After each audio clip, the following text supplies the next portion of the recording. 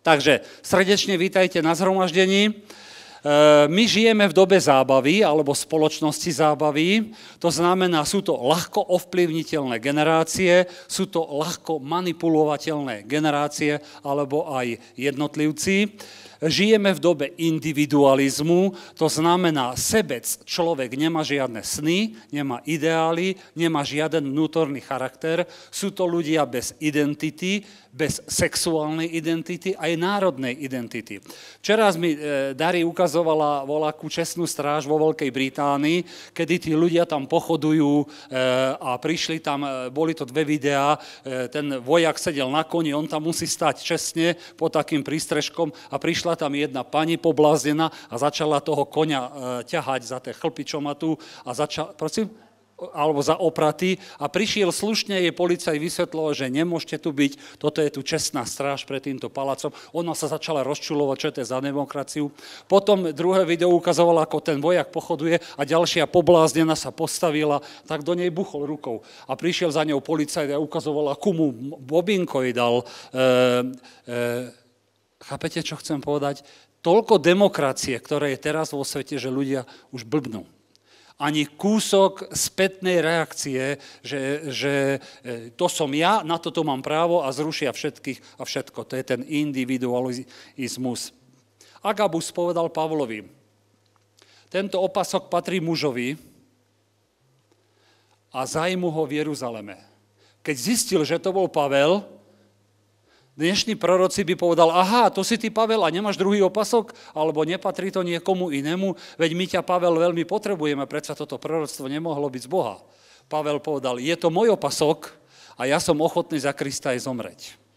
Potom tam hovoril, zober so sebou Marka. Marek mal vtedy 60 rokov. Dneska musíte 20-tníkom povedať, prosím ťa, mohol by si, áno, aj sme v takejto kultúre, v takejto dobe, dneska kebyže povieš niekomu sprav toto, tak ti povedia, že si diktátor.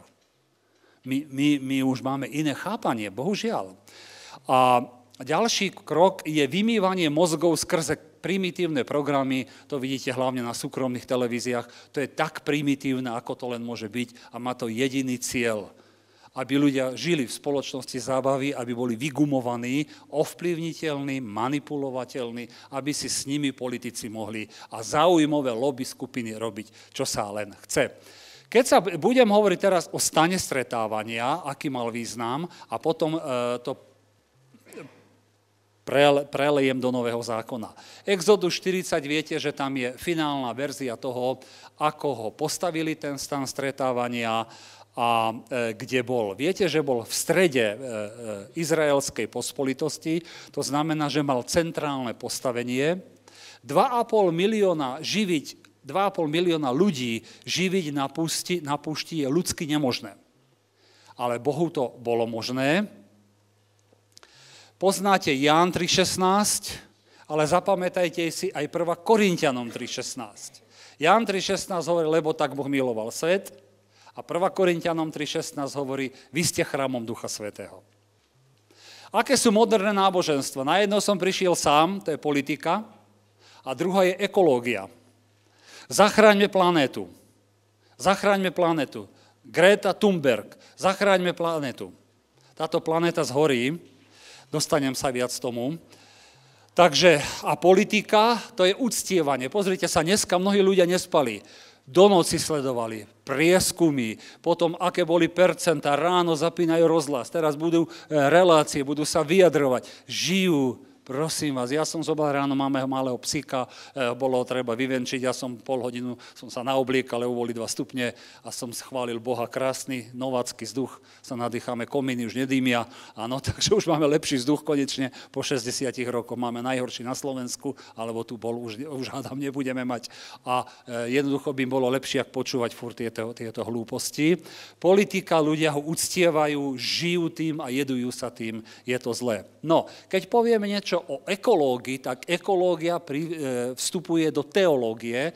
Teológia je ináč ťažká, lebo tam musíš zapínať aj rozum. Čo je to nebezpečenstvo? Ekológia hovorí, že celé Božie stvorenie je chrám Boží. To je klamstvo. Ja mám rád prírodu, ja mám rád všetko, ako asi aj mnohí z vás. Ja vám prečítam zo Žalmu 11.4. Žalm 11.4, kde je napísané, dlho mi to trvá, nevadí, Hospodin, ktorý je v chráme svojej svetosti, Hospodin, ktorý má svoj trón na nebesiach, jeho oči hľadia, jeho víčka skúšajú synov človeka. Kde prebýva Boh? Nie v prírode, nie v strome. Boh prebýva na určitom mieste, v nebesiach. Tam je jeho vláda, tam má svoj nazvieme to národ, tam má svojich anielov a tam má svoje územie. Rozvediem to, aby ste porozumeli. Biblia sa na svet nedíva len, že toto je dobré a toto je zlé. Biblia vidí 3 roviny. Jedna je svätá rovina. Sväté znamená všetko, čo je oddelené pre Boha. Druhá rovina, najširšia, je obecné. Obecné je všetko, čo žijeme, ale svätým sa to stáva len tedy, keď to zasvetíme Bohu. Napríklad niekto môže písať knihy, niekto môže komponovať piesne, ale keď Miroš Birka komponuje pieseň, alebo Pavel Hamel, tak je to svetské, je to obecné. Ale keď ty komponuješ pieseň na Božú slávu, tak sa to stáva svätým. Z obecného sa vie stať sväté, ale z obecného sa vie stať aj diabolské. Podľa toho, komu to pripisuješ. A potom tretia tá rovina je satanské, to, čo vidíme, že vychádza priamo z diabla. No, samozrejme, Boh je aj v prírode, ale vetvička není úd Boží. Niekto zlomí vetvičku a povie, že Bohu dolámal ruku. Treba ho chrániť a treba objímať stromy a treba brať silu. Toto už vstupuje totiž aj do teológie. Toto je veľmi zlé. Tak teraz prečo o tom hovorím? Lebo čo uctievaš, na to sa meníš. My neuctievame ani smrek, ani borovicu.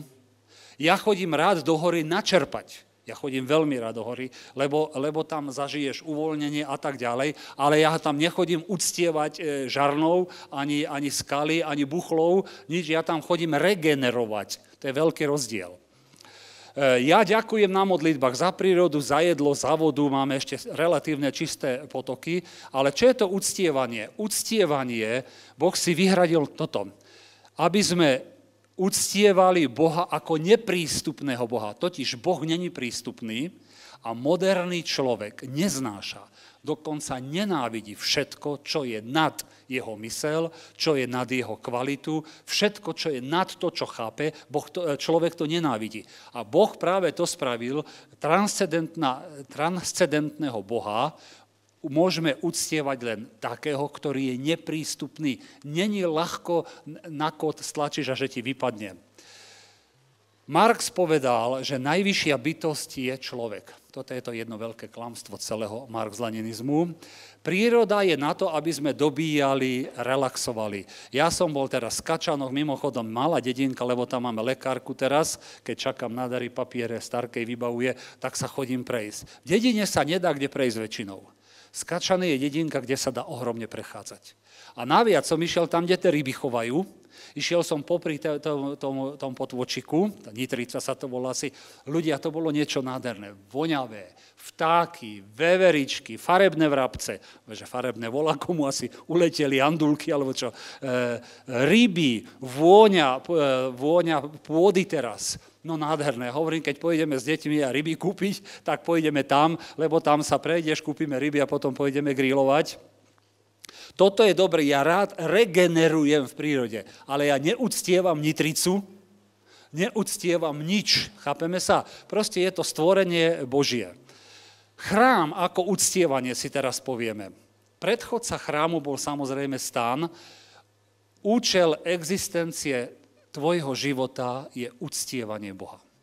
Preto si na zemi, aby si uctieval Boha, preto žiješ na zemi, aby si sa tešil z Boha. Toto je zmysel existencie človeka.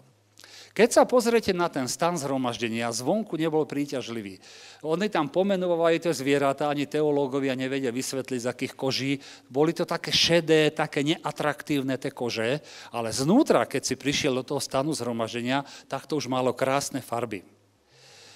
A ako som spomínal, že človeka bude vždy poburovať to, keď Boha hľadáme ako transcendentného, to znamená, že on je nad tvoj rozum, nad tvoj intelekt a nad tvoje chápanie. A nás to poburuje. Ďalej, my si musíme uvedomiť, že Boh sa menuje našim priateľom, ale to není priateľ Jožo s Ferom, on bude Boh a ja budem vždy človek. A tento rozdiel si Boh veľmi postráži.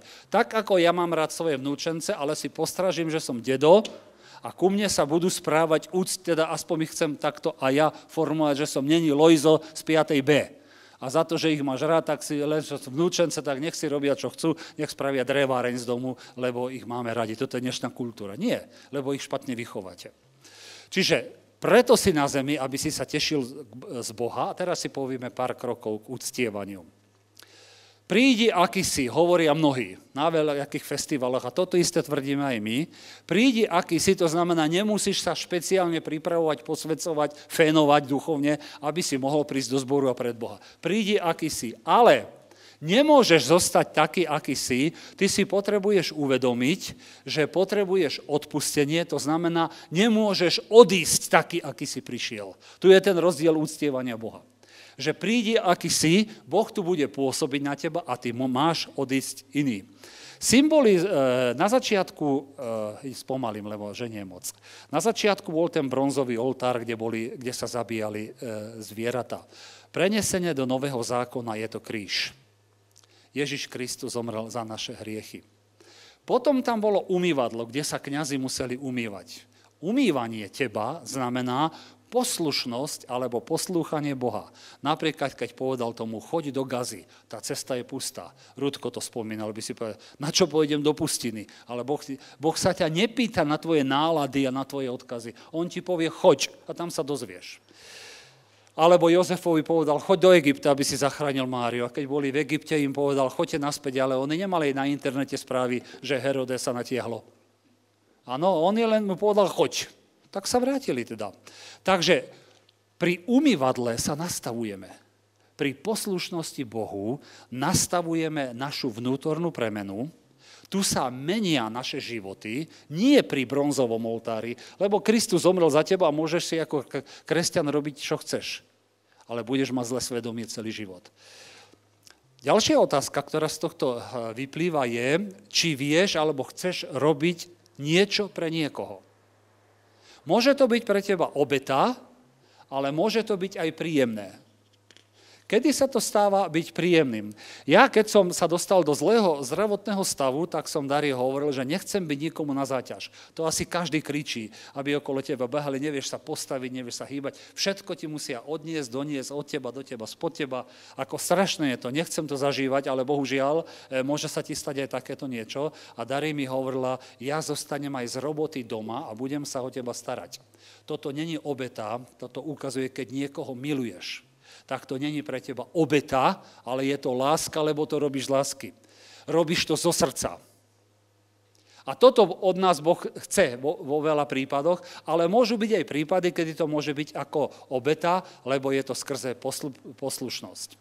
Teraz sa dostaneme znova späť k tomu umývadlu, kde sa kňaz umýval. Keď sme sa znovu zrodili, všetci sme očistení krvou Ježiša Krista. To je ten bronzový oltár. V Novom zákone je to kríž Ježiša Krista. Príjmeš do svojho života, že Kristus zomrel za tvoje hriechy. Ale ako kresťan môžeš žiť neposlušný Bohu, máš nečisté svedomie a človek, ktorý sa neumýva v tej nádobe, to znamená, nechce byť poslušný, má problém v spoločenstve s Bohom, lebo máš špatné svedomie. A máš problém s ostatnými veriacimi, lebo máš špatné svedomie. Toto očistenie, druhé, o ktorom hovorí Biblia, nie je očistenie z krvi Ježiša Krista, ale my sme očisťovaní aj skrze poslušnosť. Ako to vidíte? Ja počúvam rád Dereka Princa. Keď som ho počul, som si uvedomil, že jeho reč je čistá oproti mojej. Som vám hovoril, že je sveté, obecné a nesveté. Derek Prince sa vyjadruje a keď ho budete počúvať, keďže on bol aj filozof, on vedel presne nielen ukladať slova, ale z jeho reči čiši alebo čaši čistota. Z mojej reči, u nás keď kúpime psa, tak má 5 názvov odo mňa. Naši uzavreli stávku, že nového psíka sme doniesli, koľko to dedovi vydrží. Jedna hovorila, že 3 dní, druhá 4. Do 3 hodín mal prezývku. Karujem, pozrel som sa, reku, ty si také kozliatko. Toto je také nevinné. Ale ja som si práve pri počúvaní Dereka Princa uvedomil, že moja reč ukazuje na môj charakter. A nemusí to byť také závadné, keď poviete psíkovi kozliatko, to ste mu neotrhli hlavu. Áno, ale ste mu neublížili. A predsa to není čisté. Som si uvedomil, až som 37 rokov veriaci, že potrebujem ešte pracovať aj na takýchto veciach, ktoré sú akoby obecné. Tým som nestratil spasenie týmto. Keď povieš psovi ty brunteles, alebo ty ňušť, alebo všelijaké názvy som na ten pes na všetko reagoval, lebo vedel, že to som ja, ktorý mu to hovorí. Takže není to nič katastrofické, že by som nedal toho psa. To nie. Jednoducho mám rád zvieratá. Dobre, takže vidíte, na reči je vidieť mnohé vnútorné skrytosti. Teraz sa dostávame spred chrámu do samotnej svätyne. Vnútri v tej svätyne boli 3 veci. Boli tam chleby predloženia, ktoré kňaz menil každý týždeň. Bol tam svietnik z čistého zlata, lebo to nemalo okná. Jediné svetlo vo svätyni bolo svetlo z toho oleja. Mimochodom, to bol tak kvalitný olej, že to nemalo vedlejšie splodiny.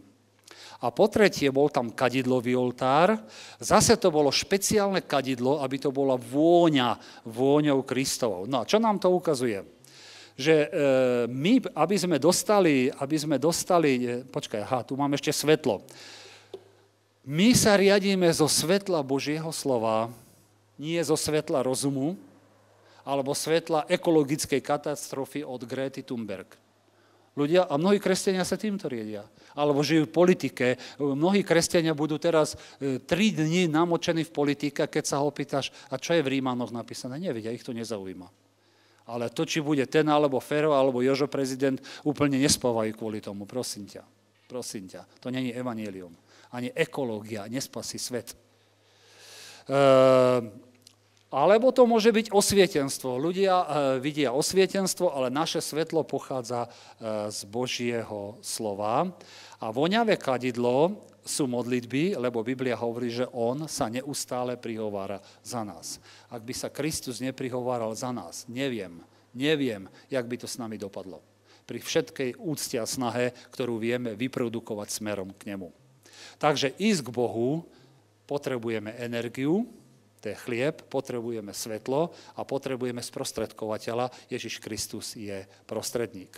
Ak Duch Svätý nespolupracuje s našim uctievaním, naše uctievanie je telesné, Biblia hovorí zbytočné a počiarknuté na nič. Čiže obrovskú snahu vždy musia chváliaci tým aj my nasadiť, aby pokiaľ to je len trochu možné, aby sme sa dotkli neba a Duch Svätý k nám prehovoril. Je k tomu potrebný olej, zase to ináč poviem. Hovoríme teraz na skupinkách veľa o Duchu Svetom. Bez Ducha Svätého sa nedá prísť k Bohu. To sa nedá. To je len náboženstvo, ktoré je odporné. Náboženstvo je odporná činnosť a ľudia, ktorí sú chytení náboženským duchom, sú tak protivní, že svetáci sú proti nim svetci. Tak je to odporné. Musíš, nesmieš, ideme, veru, všetko to je akoby dobré a všetko ví, že je to pobláznené. To je náboženský duch. Ďalej bola tá archa zmluvy, viete, že to bolo zase z obrovského, z krásneho zlata. V nej čo boli? Boli tam dosky zákona, to znamená zmluva. Bola tam manna, to je ten pokrm, ktorý padal z neba a bola tam Áronova palica, ktorá zakvitla. To ukazuje na silu vzkriesenia. Viete, tam nevedeli, že kto je pravý a kto není pravý a povedali, že keď tá palica zakvitne, tak ten má byť kňazom a týmto Boh potvrdil Árona. Teraz sa dostaneme pomaly k Veľkej noci a k oltáru a budem to prenásať všetko do Novej zmluvy. Vidíte, že v starom zákone bol treba oltár, v Novom zákone netreba žiaden oltár. Netreba. V katolickom kostole vidíte, že my tu nemáme oltár, ukáž mi ho.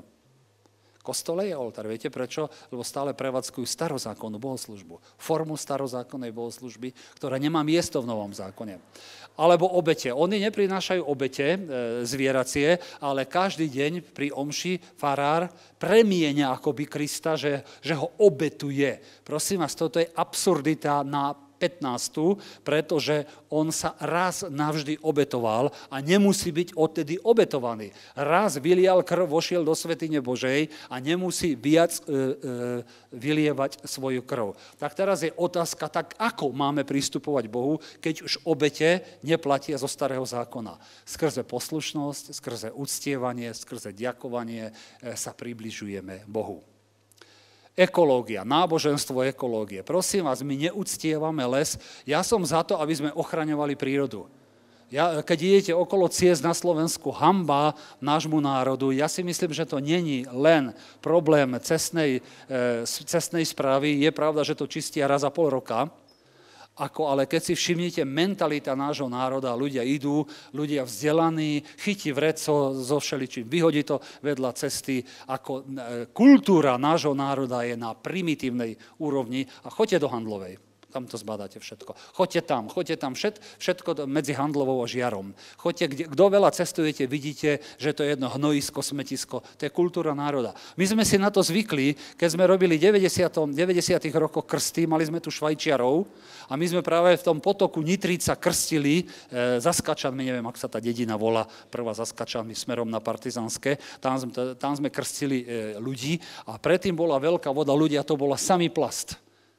Strašne niečo. A tí Švajčiari povedali, že čo ste to vy za národ? Čo ste to vy za hnojný národ? Že každý, to nie sú len Rómovia. Tu nebývajú skoro žiadni. To je tá inteligencia biela, tá čistá rasa slovenská, ten holubičí národ slovenský. Ak toto robíš, nerob to. To není to, že to barde vyhodíš. Barde to vysypeš. Dneska to aj ľudia robia z auta, barde sa barčo vyhodí, však všetci to tak robia. Podľa mňa, ja som není Greta Thunberg, ani hen to neuznávam, ale nech je to pekné. No, dobre, teraz sa pozrieme na novozákonnú transformáciu uctievania. Už v 1. storočí v Korinte bol tento problém a človek, ktorý sa volal Klement Rímsky, ustanovil niečo, čo vidíte teraz v katolíckej cirkvi, pomenoval diakonov cirkvi, že sú to leviti a kazateľov dal do úrovne Áronovcov, to znamená kňazi sú vyššie ako leviti, ako by diakoni. Prosím vás, a už tu nastal problém, viete kedy? 1. storočie, ako náhle zomreli prví apoštoli, tí nositelia tej originality od Boha, už nastal problém cirkvi, lebo cirkev začala mať starozákonné spôsoby, ktoré nový zákon vôbec nikde nepodporuje.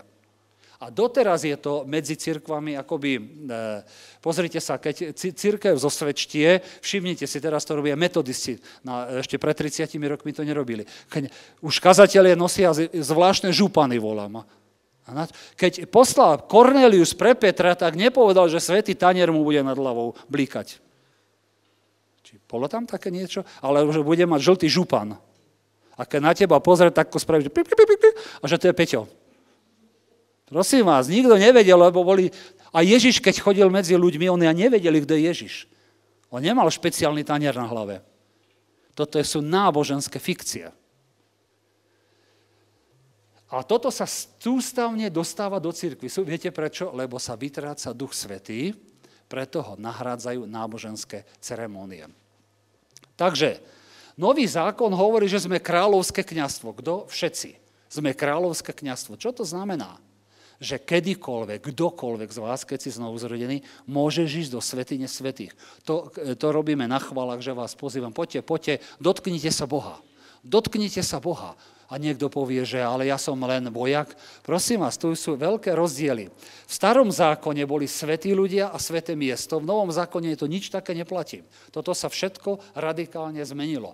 Kedy v starom zákone bol kňaz, a dneska sme všetci kráľovské kňazstvo. V starom zákone boli sväté miesta, ja neviem, Jeruzalém, dneska nie je žiadne sväté miesto. Dneska sa opýtajú, že a kde máme Boha uctievať? Židia hovorí, tam, kde v chráme v Jeruzaleme Samaritánka sa hovorila na inom mieste. A čo jej Ježiš povedal? ide doba, kde praví ctitelia ma budú uctievať duchu a pravde. Čiže viete, čo povedal? Ani to miesto nie je dôležité, ani to, ale tvoje srdce. Ty si chrám. Ty si chrám. Keď ľudia toto nemajú v sebe, nerozumejú tomu.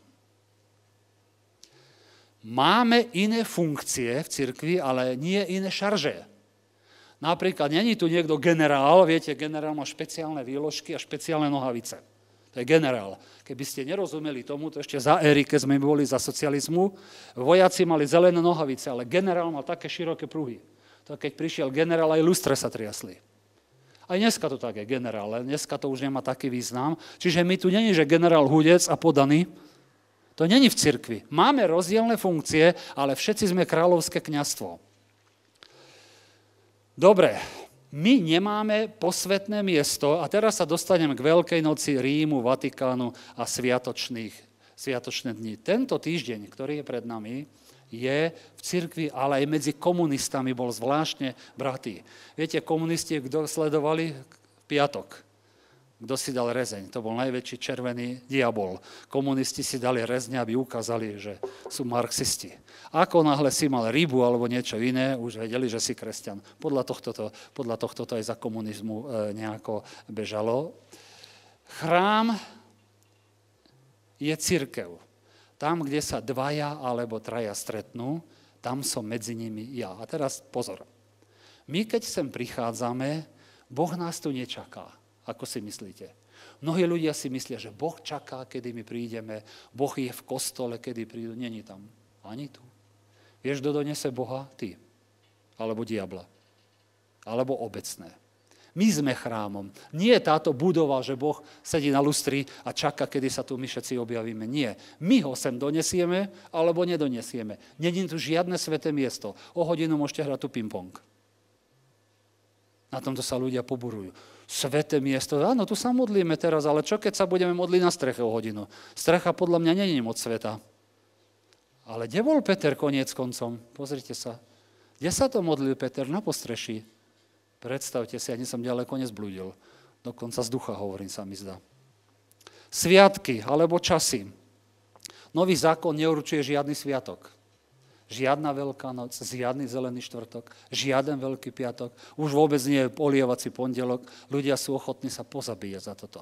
Keď som si to pripravoval, keď som si toto včera pripravoval, vyskočil mega konflikt v našej rodine kvôli tomuto. Nedeľu bude svätý papa dávať požehnanie mestu Urbi et Orbi, svetu a mestu. A to si nemôžeme nechať blablabla ujsť.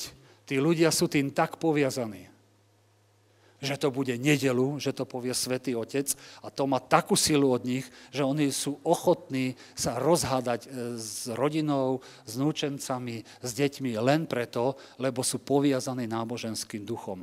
Keby trochu čítali Bibliu, tak by si tam čítal to, čo poburovalo aj mňa, Rímanom 14.6a, no toto je poburujúce, ja som s tým mal roky problémy.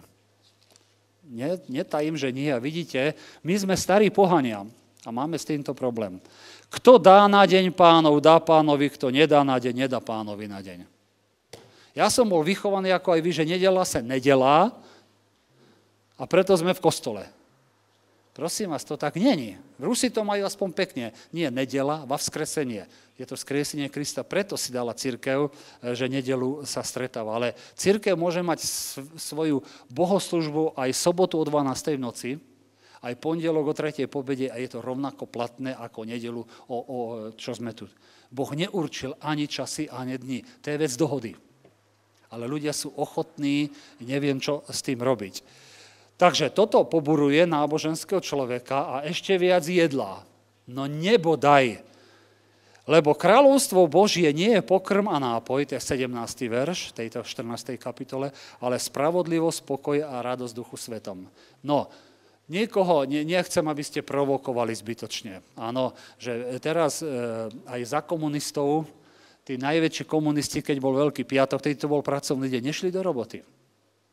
Mnohí komunisti, lebo na jednej strane sa smiali kresťanom, na druhej strane niekde v úzadí vedomia mali, že ten Boh asi niekde je a A predsa nemôžeme si ho až tak rozhádať, tak mnohí komunisti na Veľký piatok brali dovolenku, aby nemuseli jesť mäso, lebo tam všetci kontrolovali všetkých.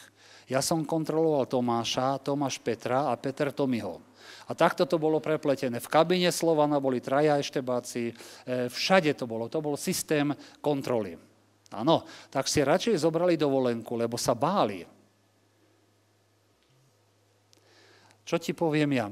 Biblia hovorí, teraz musíš byť silný vnútorne. Pozri sa, oni si dali, teraz piatok je najväčší pôst, áno, podľa katolického. Ja keď poviem, že ja som si dal stredu pôst, viete, čo mi povedia? A to tá vaša sekta. Ja sa nenechám takto uražať.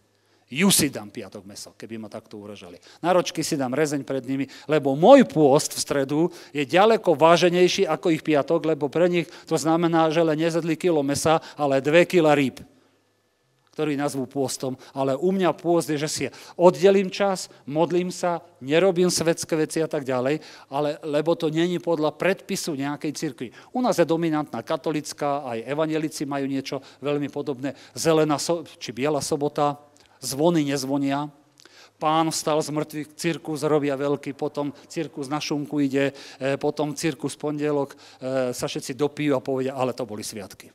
Áno, no tak toto je Veľká noc.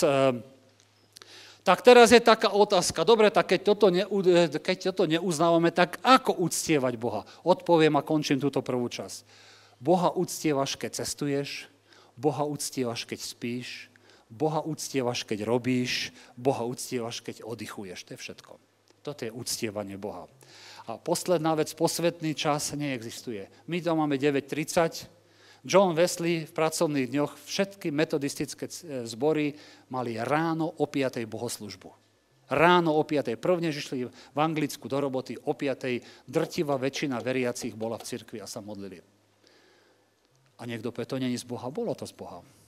Dobre, takže ani posvetný čas neexistuje. Dobre, a teraz sa pozrieme niečo na viera a dôvera. Preto som dal premietať Rudka Bubíka, pretože to je starý letničný, pretože tie dôrazy, ktoré oni dávajú, sú iné. Dneska sa z viery už stal návod. Viera. Toto a není to zlé. To znamená, naše srdce primkyňame k viere, vyznávame, hovoríme, to znamená, naše srdce sa mení tým, že vyznávame správne a opúšťame to nesprávne. Ale to, čo sa dneska už takmer nikde nenosí, a to hovorí Bubík a tí starí letniční, je, že darmo hovoríš dobré vyznania, keď v srdci máš zlé hodnoty, nič sa nestane. Tá druhá stránka veci je taká, že budeš stať pred Bohom a možno mu povieš, budeš správne vyznávať, budeš robiť všetko správne. Tibor Rúf mal teraz takú kázaň, hovoril, jeden z najťažších dní v živote. Modlil som sa, vyznával, všetko som robil správne a nakoniec som sa skoro rozplakal a som povedal, Bože, ja ti nerozumiem, ja som z teba dezorientovaný. A hovoril, ten deň ten problém bol vyriešený. To bola prvá úprimná modlitba po dlhom čase. Chápete, čo chcem povedať? Aj toto sa musíme naučiť ako kresťania. To dnes tam niekto príde a začne papagajovať, toto rob. Ľudia s náboženským duchom ti hneď knihy zoberú, toto rob, skáču do teba. Prosím vás, to je náboženský duch, ktorý nikoho nezmení. A toto, čo je, to vyučovanie správne je dobré, to je vyučovanie Hegina, Dereka Prince, Orala Robertsa, áno, to sú dobré, skvelé vyučovania, že nehovor to, čo cítiš, to, čo vidíš, ale to, čo hovorí Boh na tvoj problém. A tým sa naše srdce posúva a mení.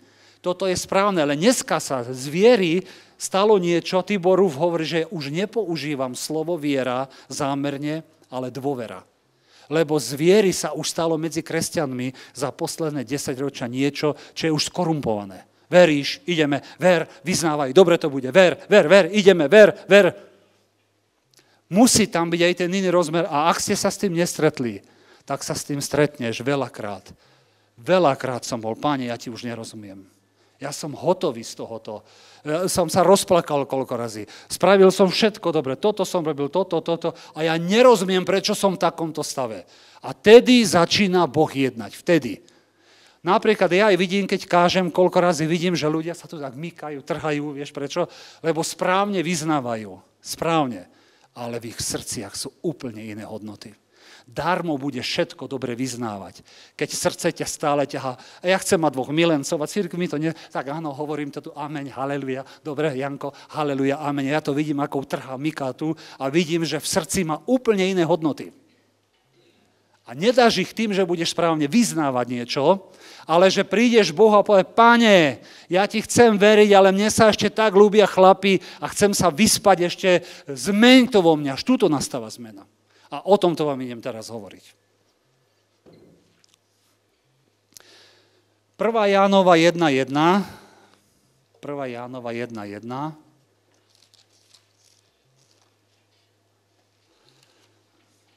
To je taký dlhý odsek, to nechcem čítať. Vidíte, nechcem čítať, no. No. Pán Bereta, prečítajú. Ja sa... až do 2.2, však to je 15, 12 veršov. 1. Jána, hej? 1. Jána. Čo bolo od počiatku? Áno, až po 2.2. Čo bolo od počiatku, čo sme počuli, čo sme videli svojimi očami, na čo sme sa dívali a čoho sa naše ruky dotýkali, o slove života. A ten život sa zjavil a videli sme a svedčíme a zvestujeme vám ten večný život, ktorý bol u Otca a zjavil sa nám. Teda čo sme videli a počuli, zvestujeme aj vám, aby ste aj vy mali obecenstvo s nami. A naše obecenstvo je s Otcom a s jeho synom Ježišom Kristom. A to vám píšeme na to, aby bola vaša radosť naplnená. A toto je zvesť, ktorú sme počuli od Neho a ktorú vám zvestujeme, že Boh je svetlo a že niet v ňom nejakej tmy. Keď povieme, že máme obecenstvo s ním a chodíme vo tme, luháme a nečiníme pravdy. Ale keď chodíme vo svetle, ako on je vo svetle, máme obecenstvo jeden s druhým a krv Ježiša Krista, jeho syna, očisťuje nás od každého hriechu. Keď povieme, že nemáme hriechu, sami seba zvodíme a niet v nás pravdy. Keď doznávame svoje hriechy, verný je a spravodlivý, aby nám odpustil hriechy a očistil nás od každej nepravosti. Keď povieme, že sme nezhrešili, robíme ho lhárom a niet v nás jeho slova. Moje dieťatka, toto vám píšem na to, aby ste nezhrešili. A keď by niekto zhrešil, máme prímluvcu u Otca Ježiša Krista spravodlivého. A on je zmierením za naše hriechy, no nie len za naše, ale aj za hriechy celého sveta. Dobre, ďakujem. Písal to apoštol Ján. Tu mal 100 rokov. Nie len, že bol apoštol, už bol teda ozaj v plnosti života, lebo napríklad som čítal Jozua zomrel, keď mal 110 rokov. Všimnite si, ak sa naše myslenie posunulo. Jozua zomrel 110-ročný, to bola plnosť života v tom čase. Bola kto klopkávo? Ste sa pozreli? Mne sa zdá. Nevadí, pokračujem ďalej. No, apoštol Ján bol už starý a naviac to bol najbližší človek ku Kristovi, ktorý mu ležával na hrudi a on ti v stovke napíše, že to platí aj na neho, 8. verš, ak povie, že nemáš hriechu, klameš. Keď to povie apoštol Ján, tak to platí. Choď tam. Keď to povie Ján, no, pozri, dobre, takže ideme toto rozviesť. Ježiš priniesol správu od svojho Otca svojimi slovami, svojimi skutkami, ale správu priniesol aj svojim telom na kríži. To, že zomrel na kríži, odovzdal správu, že som prišiel zomrieť za vaše hriechy. Ten istý Ján, apoštol, napísal v Evangelium, podľa Jána, že slovo sa stalo telom a nebolo možné správu z neba odovzdať iba slovom, musela to byť, kde som sa stratil, to je jedno, ale aj skutkom. Darmo by Ježiš hovoril všetkým, prišiel som za vás zomreť, ak by nezomrel. Už začínate chápať, prečo som Bubika premietal. Poslušnosť Bohu. Darmo by všetkým povedal, milujem vás, prišiel som za vás zomreť, ale v rozhodujúcej chvíli by bol neposlušný. Niekedy skutky majú silnejší odkaz ako slová. Na skupinke bola, ktorej som vám hovoril, že Izajáš 3 roky chodil nahý a bosý. Niečo tým odkázal. Iný prorok si zavolal vedúcich Jeruzalema a pred nimi chytil džbán, roztrieskal ho o skalu a povedal, takto Boh spraví s týmto mestom. A ich úplne zatriaslo. Inde vidíte, že jeden prorok povedal druhému, dobi ma, musel ho dobiť, aby bol krvavý, lebo týmto sa postavil, myslím, že to bolo pre Achabálo, pre niekoho, a povedal, toto sa mi stalo. Ezechiel musel ležať na ľavej strane 390 dní a na pravej strane 40 dní a potom si musel robiť jedlo na výkaloch. Boh mu to zmenil, aby to boli, myslím, že kravské výkaly. Tým ukazoval, čo nastane s Jeruzalémom, lebo sú nenapraviteľní. Čiže vidíte, že tam musí byť aj skutok. Kristus sa nechal ľuďom ukrižovať, to znamená, nechal sa ľuďmi úplne zlinčovať. Pavel mal taký dar od Boha, že Galatianom skrze slovo povedal, že Kristus medzi vami ukrižovaný. Takto dokázal Pavel skrze Božie slovo predstaviť Krista galatskému zboru. Teraz bude prichádzať Veľká noc a budete vidieť, že budú ľuďom predstavovať Krista rôzne, len nie takto. Budú to rôzne ceremónie, náboženské, neviem čo, rôzne predpisy, ľudia sa budú bičovať, niektorí na Filipínach sa budú nechávať aj ukrižovať. Pavel to dokázal skrze kázané slovo, dokázal medzi zbor dostať, že Kristus je medzi vami, Kristus ukrižovaný sa nachádza medzi vami. Lebo to hovorí v tom kontexte, kto vás tak omámil, keď ja som ho slovom vyformoval Krista medzi vami a vy zase prídete s krížami sem a s ceremóniami a s obriezkami a tak ďalej. Vidíte, to je moje, prosím ťa, zober to.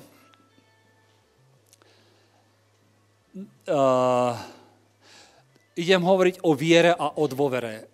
Myslím, že Tibor Ruf to hovoril, že už nepoužíva teraz v súčasnosti slovo viera alebo dôvera. Chcem hovoriť, pochopíte to na manželstve. Viera a dôvera.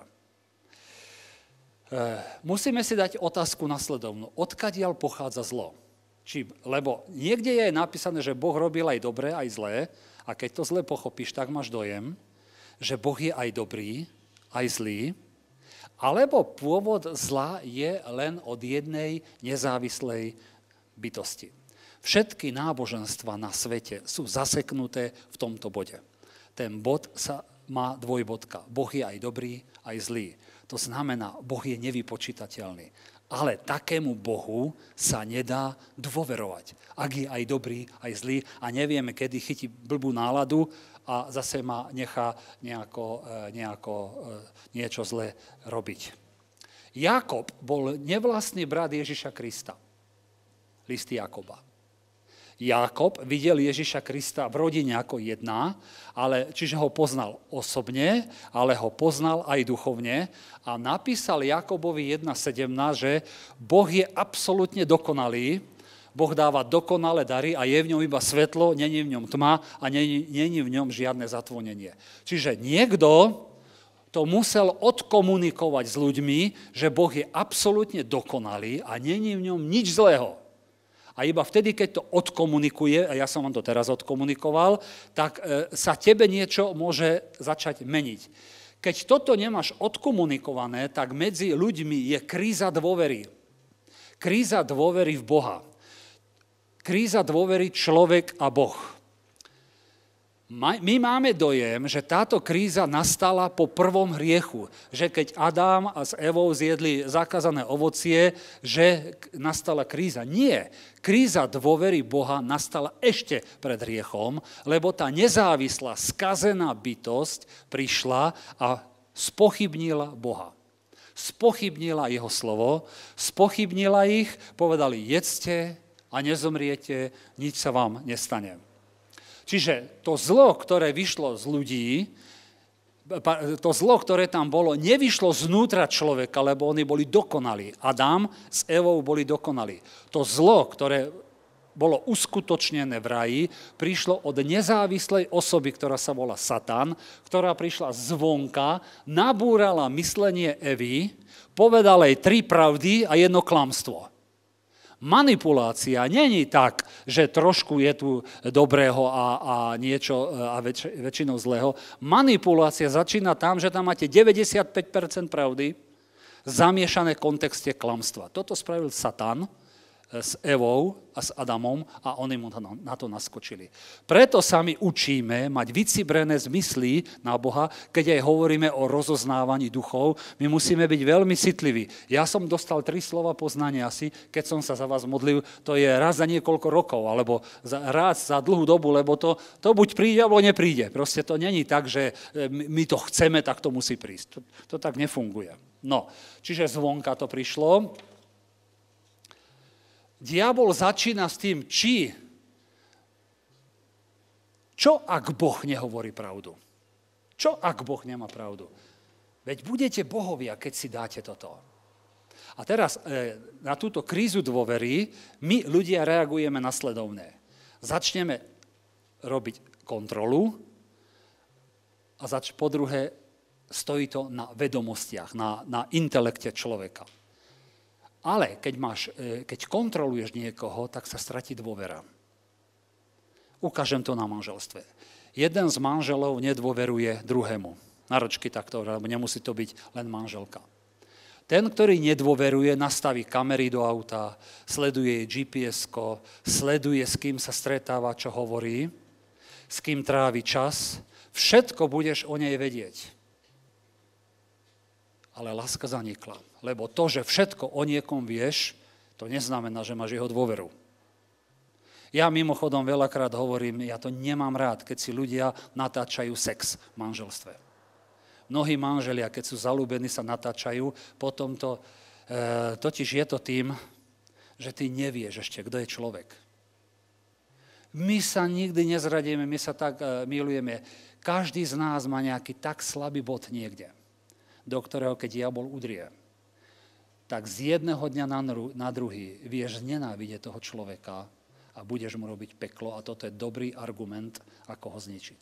Preto tvrdím, nikdy takéto niečo nerobte. Netreba sa natáčať. Vždy je to iné, vždy je to čerstvé, vždy je to dobré.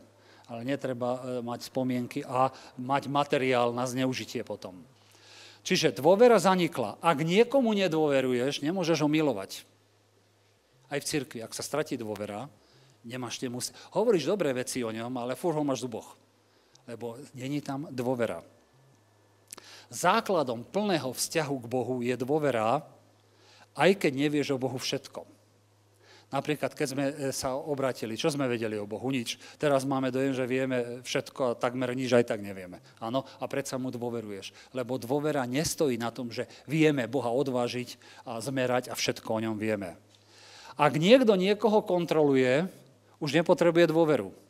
Toto samozrejme platí vo firmách. Mne sa toto páči, lebo viete, že firemné auta sa zneužívajú a dneska, keď som sa s chlapmi z niektorých firiem rozprával, tak majster presne vidí, ktoré auto kde stojí a kde chodí, lebo tam firmy krvácajú. Keď máš ľudí, ktorí si robia fušky a kšefty, ako sme boli za socializmu naučení, takže tam je to na mieste, ale vo vzťahu k Bohu alebo vo vzťahu k svojmu manželskému partnerovi ti toto neobstojí.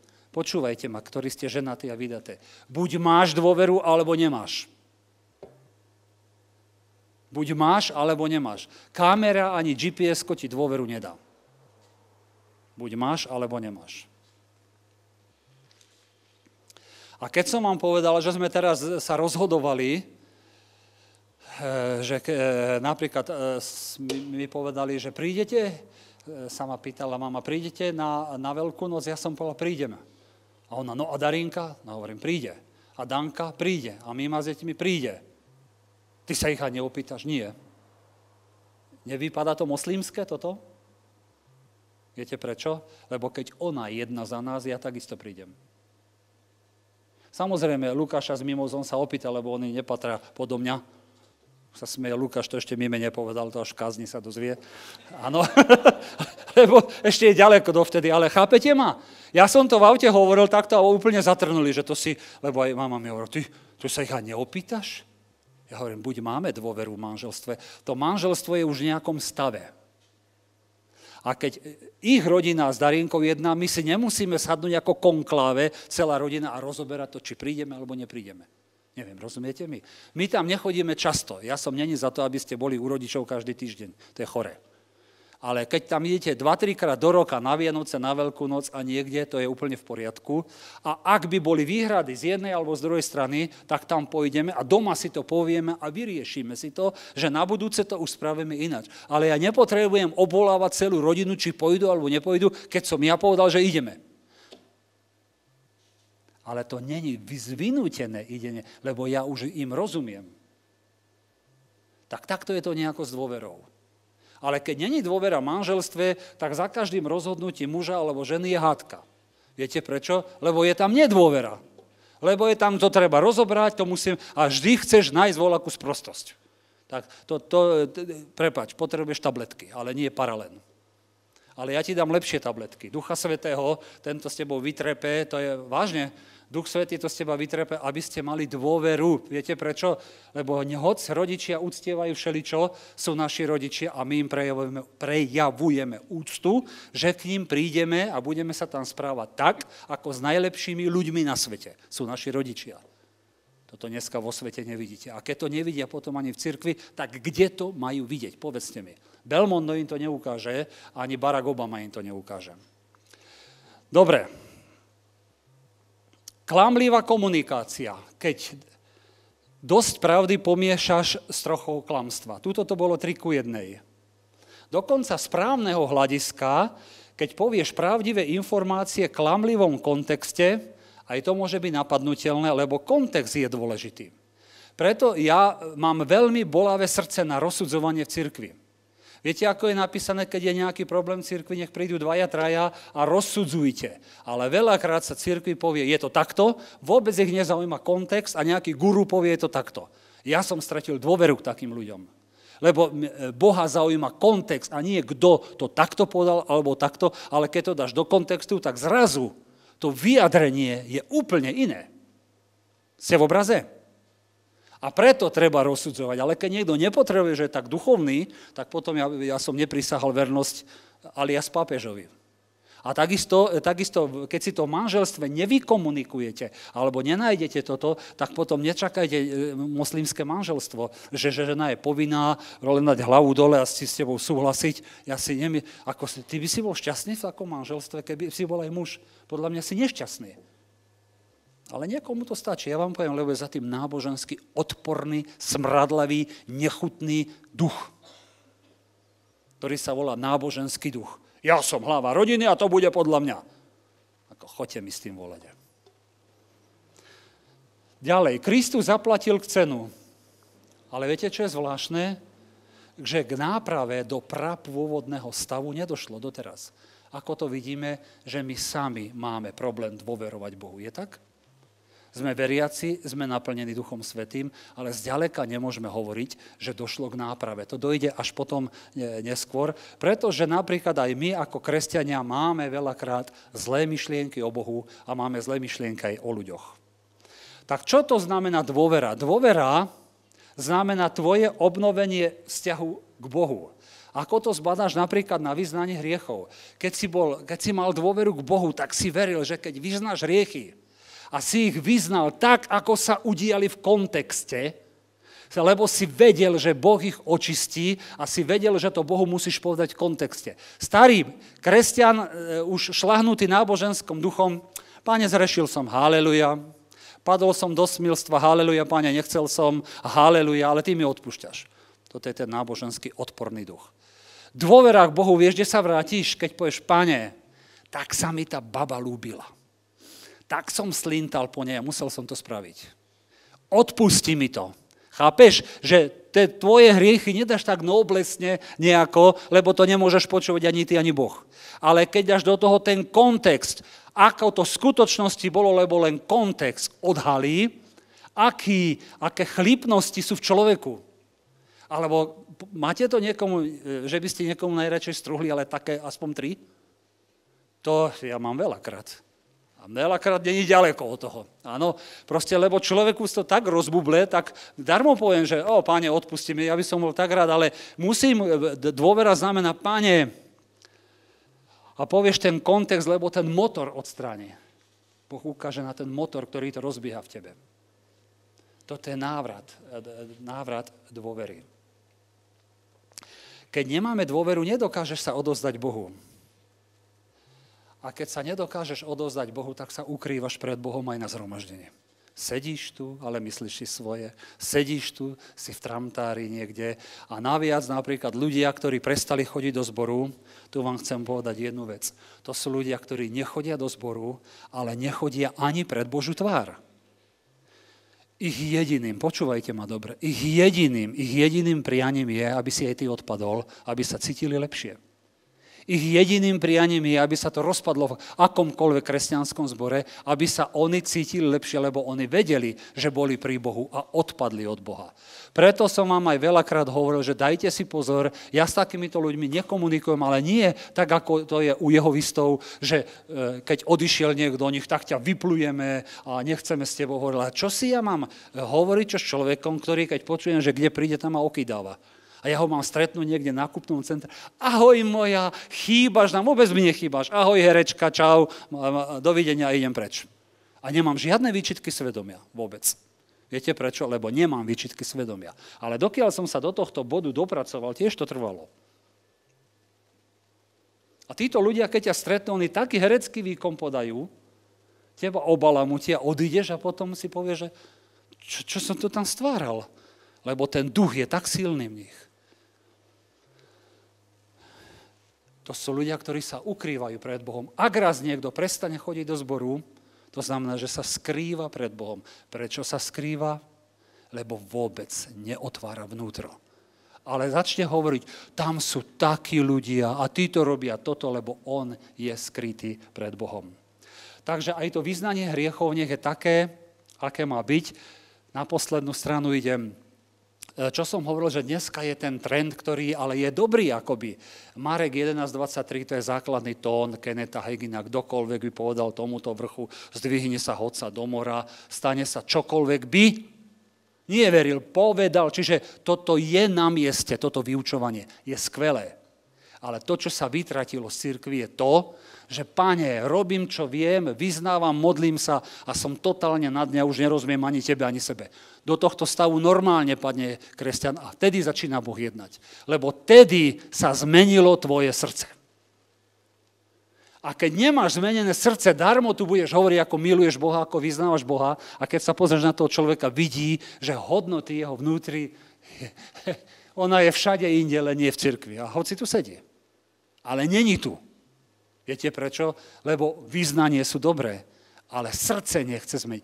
Ona ešte chce takto žiť. A musí prísť na ten bod, že to, čo ty ešte chceš žiť, musíš zistiť, že ťa to zabije. A tedy to odhodíš a potom sa vyznanie spojí s tvojim charakterom.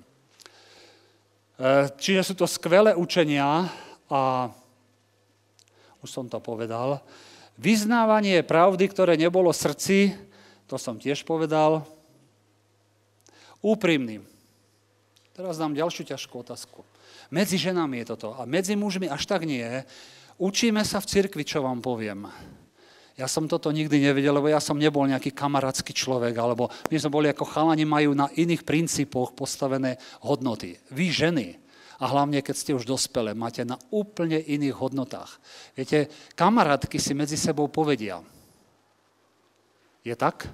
Ak ste kamarátky, netajíte si veci. Netajíte. Ak sa ti narodí dieťa a ak sa vydáš alebo oženíš a tajíš to pred niekým, viete, čo to znamená? Že nedôveruješ tomu človeku. Nedôveruješ tým ľuďom, preto to tajíš. Tak sa pýtam, sobáš a narodenie dieťaťa je katastrofálna vec? A tí ľudia, ktorí tak, teraz ma počúvajte, keď človek takto rozmýšľa, týmto duchom, ktorým on je chytený, obviňuje iných. A tu je ten vtip. Tu je ten vtip náboženských duchov, že koho obviňujú, že sú chytení do tohoto, oni sami sú producentami toho. Takže túto si dajte, hovorím, my muži to tak neprežívame, ale ženy, a myslím, že to je pravda, pozri sa, keď niekomu dôveruješ, tak mu povieš a keď mu to tajíš, tak vieš, prečo to tajíš. Ale potom, aký chceš mať vzťah? Taký náboženský cirkus, to je všetko. Nič viac tam nevieš dostať. Boh ti chce len dobre. Niet v ňom tmy. A teraz tá podstatná vec, ktorou to završím. Čo príde po odpustení hriechov? že si milovaná bytosť. Tuto do tohto bodu musí prísť. To nie je, že Boh mi odpustil hriechy. No dobre, koho to zaujíma. Keď si svet, tak si mi odpustil, neodpustil, dajte mi s tým pokoj. Nalej za jeden a ideme ďalej. Áno. Keď ti Boh odpustil hriechy, tak sa stane taká vec, že prežívaš, že si milovanou osobnosťou. Čo to znamená? Až túto sa začínaš meniť. Človek, ktorý necíti, že je milovaný, sa nemení. Mení len formy. Ženy toto potrebujú hlavne, ale myslím, že aj my muži, ženy to potrebujú ďaleko viacej. Nemôžeme to nahradiť bigotným vyznávaním. Verím, idem, cestujem, Ježiš je Pán a tak ďalej. To vidíte na tých ľuďoch, že oni nemajú hodnotu seba samých, lebo sa necítia milovaní. A toto je to najstrašnejšie. Toto zmení tvoje srdce. Neži v tom, že si nenapraviteľný. Dôveruj Bohu. Neži v tom, že už sa nezmeníš. Musíš byť ako pacient. Mnohí ľudia veľmi hovoria zle o doktoroch. Ja vždy varujem. Podľa mňa nehovorte to, lebo ak budeš musieť ísť na operáciu, ja neviem, čo budeš tam robiť.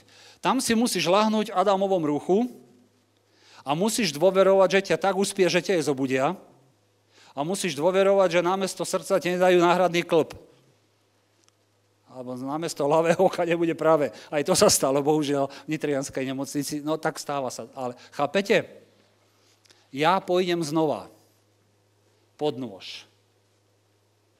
A si znova budem musieť ľahnúť. Mnohí ľudia nedôverujú Národnému ústavu, idú do zahraničia, kade tade. Ja im 100% dôverujem. Lebo som videl, akú skvelú prácu spravili už tedy. Ako som sa rýchlo dával dohromady. Žijem takmer normálny život. Ja som už bol troska, ktorá 5 metrov nevedela prejsť. Vidím, akí sú skvelí, keď chodím na kontrolu, tak poviem to ešte ináč, alebo to isté. Ja im dôverujem. A keď príde vrtuľník pre mňa, ja viem, že idem hotovo, lebo im dôverujem, že spravia to najlepšie, čo vedia. A sú to skvelí odborníci. Bodka, k tomu nemám čo povedať. Toto sa hovorí dôvera. Ak nemáš dôveru, ani zub si nedáš vytrhnúť doktorovi.